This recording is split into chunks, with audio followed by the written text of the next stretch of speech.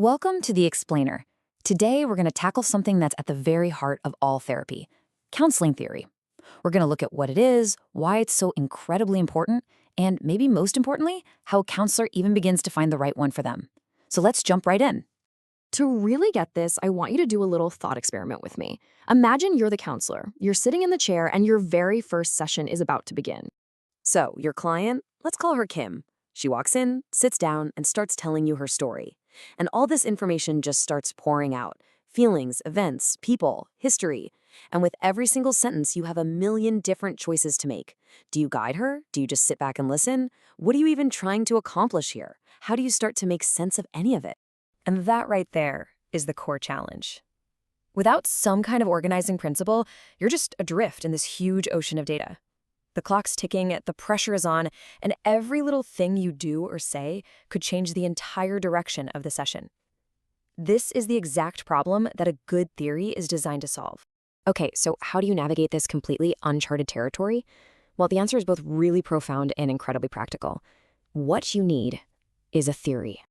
Now, forget any ideas you have about a stuffy, rigid textbook. That's not what we're talking about here. A good counseling theory is much more like a guidebook for a traveler. It's this practical tool you use to help someone navigate their own personal journey, offering both a map of the terrain and some possible routes to get where they want to go. And just look at how practical this definition is. A theory isn't just some abstract concept, it's your rationale for action. It's the cohesive story you have about how people work, why they get stuck, and this is the crucial part, how a counselor can actually help them start writing a new chapter. This guidebook gives you 4 huge advantages. Conceptually, it's your map of the territory. In terms of process, it helps create a journey that feels both secure and flexible. For quality, it gives you a way to measure what you're doing and get better. And, even legally, it justifies the professional choices you make. The bottom line? A good theory turns you into a much more confident and effective guide. Okay, so if a theory is so absolutely essential, that leads to another really big question. And honestly, it's one that can feel pretty overwhelming for anyone starting out in this field. I mean, if you look at the field of counseling, it's not just one theory. There are dozens: psychoanalytic, cognitive behavioral, person-centered, the list goes on and on. So why don't we all just agree on one? Well, the answer has to do with the incredible, mind-boggling complexity of the very thing we're trying to understand, the human psyche. There's a fantastic ancient parable about the blind men and the elephant that illustrates this perfectly. Each man touches a totally different part of the animal and then tries to describe what the whole thing is like. So the guy who feels the tusk is completely convinced it's a spear.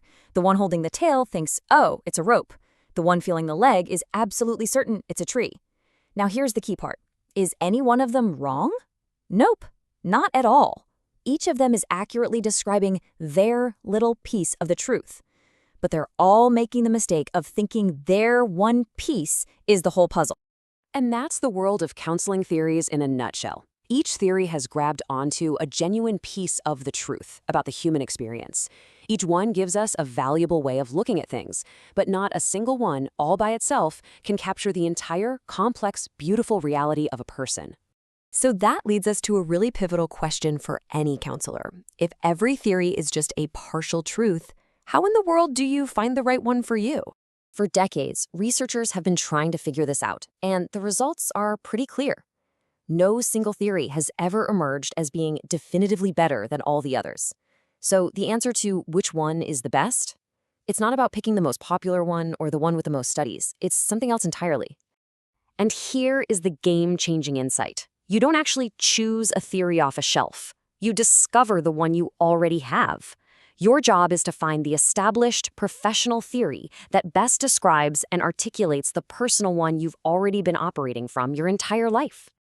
It's a whole developmental journey, not just a single decision. First, you explore your own beliefs. You got to take inventory. Then you examine all the existing theories to find the one that just clicks, and you dive into it. Through practice, you integrate it until it becomes second nature. It's kind of like learning to drive a car. At first, it's awkward and you have to think about everything, but eventually it's just automatic. And finally, you enter this lifelong process of personalization, of making it truly your own. So the goal here isn't to find some fixed set of rules. It's to develop an evolving, living guidebook that grows and changes right along with you. And research gives us a pretty stunning insight into why this is so important. So, after decades of research into what makes counseling actually effective, the results are pretty fascinating. A full 40% of positive change comes from the client's own life, stuff that happens completely outside of the therapy room. But what about what happens inside the room? Well, the therapeutic relationship accounts for 30% of positive outcomes. The specific theory or technique, just 15%. This means the connection you build with a client is literally twice as important as the specific tool you use. And this is exactly why finding a theory that feels authentic to you is so critical. Because when your actions line up with your core beliefs, you're not just playing a role, you are present, you are genuine. That authenticity is the very foundation of trust, and trust is what builds a powerful therapeutic relationship. Ultimately, your professional guidebook isn't some separate thing from who you are. It's an extension of you. It's a structured, professional expression of your deepest beliefs about people, about change, and about hope. It has to be, because that's what allows you to build the genuine connection that makes all the difference. And that brings us to the final essential question. It's the one that every counselor, whether they're brand new or have been practicing for years, has to keep asking themselves, because understanding that answer, that is the first and most important step on the journey to becoming an effective and truly authentic helper.